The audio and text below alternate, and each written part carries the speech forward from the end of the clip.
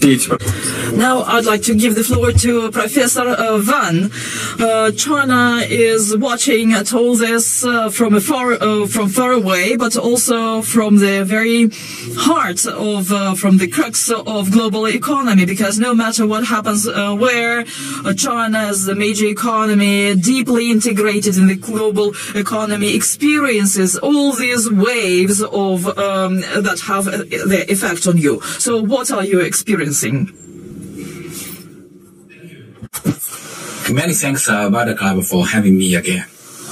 We didn't expect that 40 years after the concept of globalization was proposed, the issue of self-sufficiency was still being discussed. This is truly a tragedy of world development and an ideological predicament of political economy.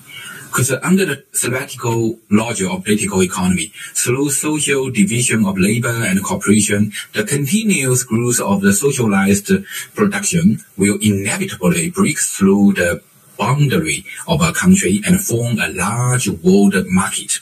However, now it's a very pity that we are signs of cracks and decoupling in the international market of high-tech and energy commodity, leading to more and more people worrying about whether globalization would go backwards. The risks of the possibility of retrogression in globalization is mainly due to the cohesion of the United States. In recent years, the United States has used high-tech dollars and trend as weapons to block and sanction emerging countries such as Russia and China, forcing more and more developing countries to consider the issues of self-sufficiency. From the perspective, the United States is the biggest troublemaker of the globalization. Now, China is overtaking the U.S. as the world's largest consumer market. 2 years ago, China proposed a strategy, so-called building a new development pattern with the domestic cycle as the main body, the domestic and the international dual cycle promoting each other, referred as a dual circle strategy. So China hopes to take advantage of its large domestic market to enable China to achieve independent innovation in key technological fields, such as large aircraft manufacturing, chips, or car engine, etc., to reduce its dependence on the West and to prevent the constant threat from the United States and promote more equal cooperation. However, China's dual circulation strategy is not to return to a closed economy, non-self-sufficient economy, none to decouple from the West, but to better promote high-level opening and enhance economic autonomy through the advantage of a large domestic market. For example, we want to expand imports and rebalance the relationship between the trade and the economy. So in the theoretical framework of the political economy with Chinese characteristics, globalization is an inevitable trend, especially in the era of digital economy. No one can stop the economic globalization. Judging from the data of the international trade, investment, flow of people and information, it is still showing a growth rate every year. So China is a beneficiary of globalization as well as a defender, builder, and contributor. So at present, the changing trend of globalization that we need to think about is the speed of the globalization and who will lead it. So in this regard, finally, I would like to share 4 points of the view about new issues in political economy. First, changing in the dynamic of the globalization. In the past, the driving force of globalization originated from the West. Now it has turned to developing countries, especially the BRICS countries.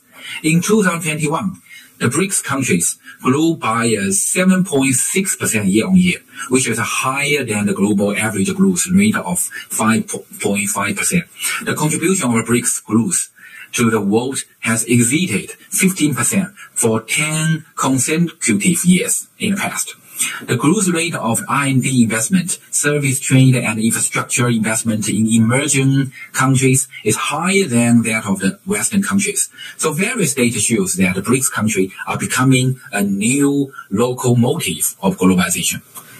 Second, no country has the ability to completely block other countries.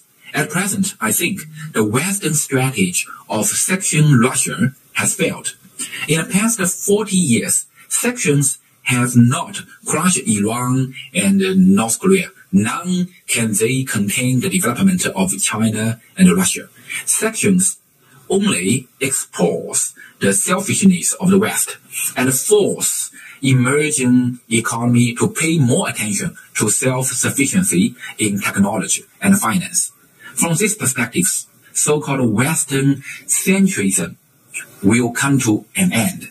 The future globalization will be more balanced, more equal, and more inclusive. Third, prepare for the worst and think bottom line, but try to keep the world from returning to a self-sufficient economy.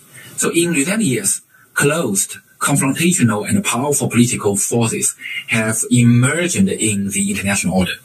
The U.S. Indo-Pacific, so-called Indo-Pacific strategy, further exacerbates the trend of coupling.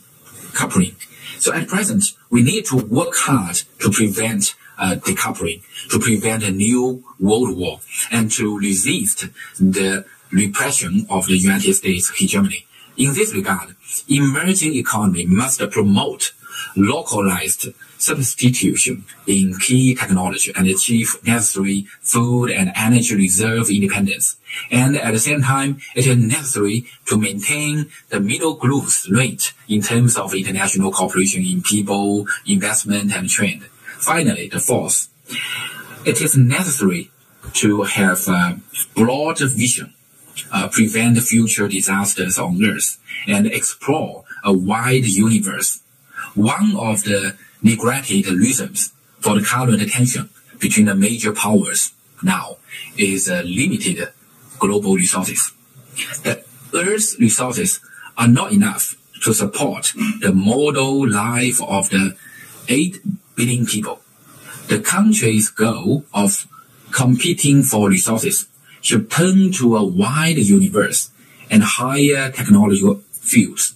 Human beings should be united to explore space, explore new nuclear, new energy technology, innovate low carbon emission reduction technologies, and standardize AI technology. So these can not only prevent future climate change, virus crisis and food crisis, but also we can save the future destiny of mankind. This is my viewpoint. Thank you so much again.